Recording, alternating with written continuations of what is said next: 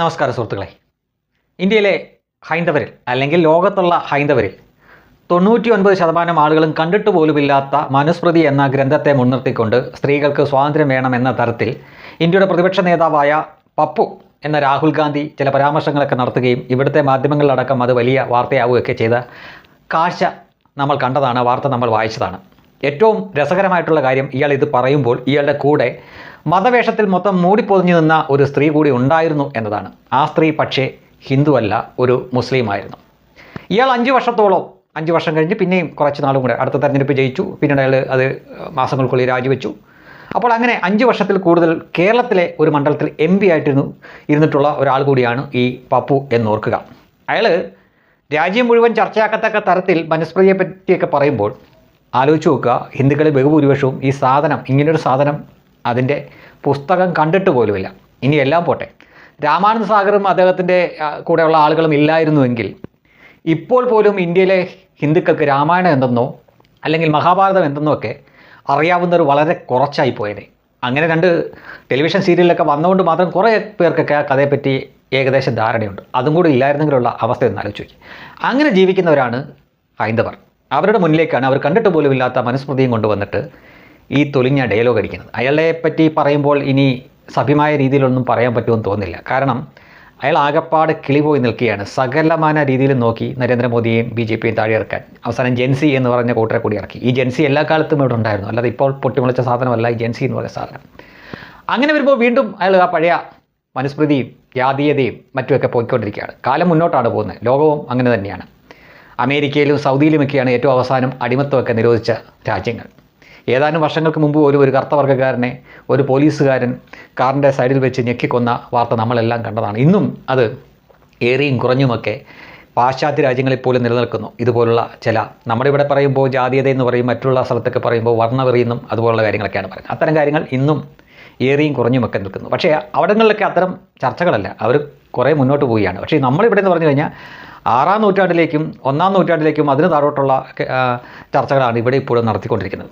ഇത്രയും ഞാൻ പറയാൻ കാരണം, ഇങ്ങനൊരു കാര്യത്തെപ്പറ്റി വലിയ ചർച്ചയും മാധ്യമ വാർത്തകളും കൊണ്ടുവരുന്നൊരു വ്യക്തി കേരളത്തിൻ്റെ സാംസ്കാരിക തലസ്ഥാനമായ തൃശ്ശൂരിൽ ഒരു പാവം ഡോക്ടർ, അവർ മുസ്ലിം വനിതയാണ്, ഐഷ മുഹമ്മദ് എന്നാണ് അവരുടെ പേര്. അവർ കഴിഞ്ഞ 15 ദിവസമായിട്ട് അവരുടെ ഭർത്താവിൻ്റെ വീടിൻ്റെ മുന്നിൽ ഉമ്മറത്ത് സമരത്തിലാണ്. വലിയ ഫ്ലെക്സൊക്കെ അവർ വെച്ചിട്ടുണ്ട്.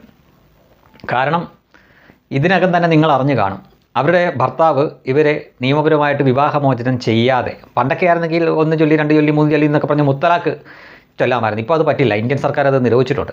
അതിനാൽ മുത്തലാഖ് ചൊല്ലി ഇപ്പോൾ അത് ലീഗലാക്കാൻ പറ്റില്ല. പക്ഷേ ലീഗലായ രീതിയിൽ കോടതി വഴി അയാൾ വിവാഹമോചനം നേടിയിട്ടില്ല.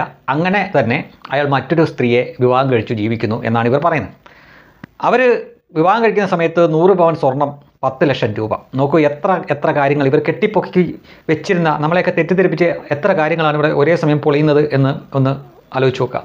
ഇവർ പറയുന്നത് മഹർ കൊടുക്കുന്നത്, അതായത് കല്യാണ സമയത്ത് പെണ്ണിനാണ് സമ്മാനം കൊടുക്കുന്നത്, വധുവിനാണ് സമ്മാനം കൊടുക്കുന്നത് എന്നാണ് ഇവരുടെ മേലധ്യക്ഷന്മാർ, ഇവരുടെ മത നേതാക്കൾ, രാഷ്ട്രീയ നേതാക്കളൊക്കെ പറയുന്നത്. എന്നാൽ ഇവർ നോക്കും, ഇവർ 100 പവൻ കൊടുത്തിരുന്നു, 10 ലക്ഷവും കൊടുത്തിരുന്നു. ഇത് തിരിച്ച് കിട്ടിയിട്ടില്ല. പിന്നെ അവരുടെ ഭർത്താവിൻ്റെ വീട്ടിൽ തിരിച്ചു കയറാനുള്ള നിയമസഹായം, ഇത്തരം കാര്യങ്ങളൊക്കെയാണ് അവർ ആവശ്യപ്പെടുന്നതും സമരം ചെയ്യുന്നതും. പക്ഷേ ഈ 15 ദിവസത്തിനിടയ്ക്ക് ഏതാനും BJPയുടെ നേതാക്കളല്ലാതെ മറ്റൊരാൾ പോലും ഈ കാര്യത്തിൽ ഒരു പരാമർശവും നടത്തിയില്ല, ഒരു പക്ഷവും പിടിക്കാൻ വന്നിട്ടില്ല എന്നാണ് ഇതിനകത്തെ പ്രത്യേകത. നമുക്കറിയാം, ഇവിടെ ഒരുപാട് സാംസ്കാരിക നായകർ ഉണ്ട്. ഈ സ്ത്രീപക്ഷത്ത് നിന്ന് പറയുകയാണെങ്കിൽ ശാരദക്കുട്ടി എന്നൊക്കെ പറയുന്ന ടീം, കോപ്പിക്കാറ്റ് എന്നൊക്കെ പൊതുവെ വിളിക്കുന്ന ദീപ നിശാന്ത്, ആ നിശാന്തൊക്കെ ഇപ്പം കളഞ്ഞിട്ട് ദീപ എന്നൊക്കെ മാത്രമേ പേരിട്ടിരിക്കുന്നത്. പിന്നെയും സിനിമാ തൊഴിലാളികളായിട്ടുള്ള കുറേ വനിതകൾ, ഒരൊറ്റ എണ്ണത്തിൻ്റെ വായി നാക്കില്ല. ഒരു സ്ത്രീയല്ലേ ഇവർ, അവർക്ക് നീതി വേണ്ടേ? അവരുടെ ഭർത്താവ് അവരെ വിവാഹമോചനം നിയമപരമായിട്ട് ചെയ്യാതെ തന്നെ മറ്റൊരു സ്ത്രീയോടെ കൂടെ താമസിച്ചു തുടങ്ങിയിരിക്കുന്നു. അതിന് നിയമപരമായിട്ടുള്ള ഒരു സഹായം വേണം ഇവിടുത്തെ സർക്കാരിനടക്കം, അല്ലെങ്കിൽ ഒരു പരാമർശം നടത്തിയാൽ തന്നെ മതി, അവർക്ക് നീതി കിട്ടും. പക്ഷേ ചെയ്യില്ല. അപ്പോൾ അതും ഈ മനുസ്മൃതി കാരണമാണോ എന്നൊരു ന്യായമായിട്ടുള്ളൊരു സംശയവും ചോദ്യമുണ്ട്. ഇതിന് കാരണവും മനുസ്മൃതിയാണോ? യഥാർത്ഥത്തിൽ രാഹുൽ ഗാന്ധി എന്താ ചെയ്തു വെച്ചത്? രാഹുൽ ഗാന്ധി തീർച്ചയായിട്ടും ഏതെങ്കിലും ഒരു മതം, അതായത് അതൊരു ഹിന്ദു മതത്തിൻ്റെ കാര്യമാണെങ്കിൽ അതിനെപ്പറ്റി പരാമർശിക്കുന്ന ഇത്തരം കാര്യങ്ങൾ ആത്യന്തികമായി ചെന്ന് കൊള്ളുന്നത് വേറൊരു മതത്തിൻ്റെ കിതാബിനിട്ടായിരിക്കും. ഒരുപക്ഷെ അയാളും ലക്ഷ്യം വെച്ചത് അത് തന്നെയായിരിക്കും. അയാൾക്ക് നേരിട്ട് പറയാനുള്ള തൻ്റെ ഇടമില്ലാത്തതുകൊണ്ട് മനുസ്മൃതിയെ കയറി അങ്ങ് തൊട്ടതാണ്. മനുസ്മൃതിയെ കയറി തൊടുമ്പം വളരെ എളുപ്പമാണ് ഹിന്ദുക്കൾക്ക്. അവർ പറയാം ഞങ്ങൾ വേണമെങ്കിൽ അതിനെ തള്ളി പറയാൻ കൊണ്ടുപോവാ, ഞങ്ങളുടെ കയ്യിലില്ല, നിങ്ങൾ വാങ്ങിത്താ, ഞങ്ങൾ കത്തിച്ചു തരാമെന്ന് പറയും. ഇതേപോലെ മറ്റൊരു കിതാബ് നിങ്ങൾ ചെയ്യുമ്പോൾ എന്ന് തിരിച്ചൊരു ചോദ്യം കൂടെ ചോദിക്കും. ഇണ്ടം കയറിപ്പോവും ഇവന്മാരുടെ. അതാണ് സത്യം. അപ്പോൾ ശരിക്കും പറഞ്ഞു കഴിഞ്ഞാൽ ഈ രാഹുൽ ഗാന്ധി എന്ന പപ്പു BJPയുടെ നരേന്ദ്രമോദിയുടെയും അമിത്ഷായുടെയൊക്കെ അവർക്ക് വേണ്ടിയിട്ടുള്ള അണ്ടർ കവർ ഏജൻറ്റാണ്, കോൺഗ്രസിൽ പ്രവർത്തിക്കുന്ന അണ്ടർ കവർ ഏജൻറ്റാണ് എന്നൊക്കെ പലരും ട്രോളുന്ന കണ്ടിട്ടുണ്ട്. അത് സത്യമാണ് എന്ന് വിശ്വസിക്കേണ്ടിയിരിക്കുന്നു. അല്ലെങ്കിൽ ഈ മണ്ടൻ ഹിന്ദുക്കൾ കണ്ടിട്ട് പോലും ഇല്ലാത്ത ഈ മനുസ്മൃതിയൊക്കെ പൊക്കിക്കൊണ്ട് വരുമോ? യഥാർത്ഥത്തിൽ മനുസ്മൃതിക്കോ ഹിന്ദുവിനോ ഒന്നും സംഭവിക്കാൻ പോകുന്നില്ല. മറിച്ച് ഏത് വിഭാഗത്തിലെ സ്ത്രീകളാണ് ഇപ്പോഴും രണ്ടാം തരമോ മൂന്നാം തരമോ ആ രീതിയിൽ പുറകോട്ട് കിടക്കുന്നത് എന്നുള്ള ചർച്ച വരുമ്പോൾ ആരായിരിക്കും സ്വാഭാവികമായിട്ട് ഏറിപ്പോവുക? ഇപ്പോഴും നമുക്കറിയാം, വേഷം കാണുമ്പോൾ തന്നെ ഇന്ന മാസരാണ് എന്ന് തെളിയിക്കുന്ന, അല്ലെങ്കിൽ ആർക്കും മനസ്സിലാവുന്ന രീതിയിൽ മൂടി പതിഞ്ഞ് നടക്കുന്ന ആരാണ്? ഹിന്ദു സ്ത്രീകളാരും അങ്ങനെ നടക്കാറില്ല. പിന്നെ പുരുഷനും ഒപ്പം അവർക്ക് സ്വത്തിൻ്റെ കാര്യത്തിൽ അവകാശമില്ല. ഭർത്താവ് മരിച്ചാൽ പോലും അവർക്ക് ആ സ്വത്തിൽ അവകാശമില്ല. അങ്ങനെ ഒരുപാട് കാര്യങ്ങൾ അവർ പുറകെയാണ്. പുരുഷൻ്റെ പകുതി ബുദ്ധി പോലും ഇല്ല എന്നാണ് അവരുടെ കിതാബ് തന്നെ എഴുതി വച്ചിരിക്കുന്നത്. കൃഷിയിടമാണ് എന്നൊക്കെ തരത്തിലാണ് പറയുന്നത്.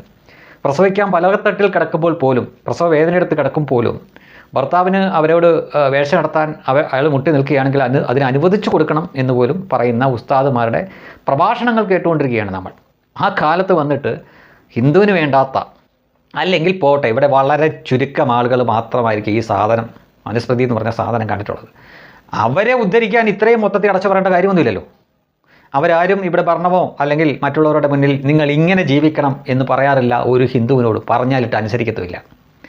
ഹിന്ദു ക്ഷേത്രത്തിൽ പോകുന്നത് അവൻ്റെ തോന്നുന്ന രീതിയിലാണ്. അല്ലാതെ അവൻ ഒരാഴ്ച ക്ഷേത്രത്തിൽ പോയില്ലെങ്കിൽ, അല്ലെങ്കിൽ ഒരു മാസം, ഒരു വർഷം പോയില്ലെങ്കിലും അവനോട് ആരും ചോദിക്കില്ല നീ എന്തുകൊണ്ട് വരുന്നില്ല എന്ന്. സൺഡേ സ്കൂളിൽ അങ്ങനെയല്ല, മദ്രസയിൽ അങ്ങനെയല്ല. അവിടെ അടുപ്പിച്ച് വരാതിരുന്നാൽ അവർ ചോദിക്കും. അല്ലെങ്കിൽ വേറെ എന്തെങ്കിലും കുടുംബത്തെ ആവശ്യം വരുമ്പോൾ തീർച്ചയായിട്ടും ഇട്ട് നടത്തിക്കുകയും അതിൻ്റെ പിഴ വാങ്ങിക്കുകയും ചെയ്യും. ഹിന്ദുവിനെ സംബന്ധിച്ചിടത്തോളം അത്തരം അഭ്യാസങ്ങളൊന്നുമില്ല. അവന് സൗകര്യമുണ്ടെങ്കിൽ പോവും, സൗകര്യമുണ്ടെങ്കിൽ പോവില്ല. അതുപോലെ തന്നെ അവർ രാമായണത്തിലോ മഹാഭാരതത്തിലോ അല്ലെങ്കിൽ ഈ പറയുന്ന മനുസ്മൃതിയിലോ വിശ്വസിക്കാനും വിശ്വസിക്കാതിരിക്കാനുമുള്ള സ്വാതന്ത്ര്യമുണ്ട്. ആരും അവനോടൊന്നും ചോദിക്കത്തില്ല.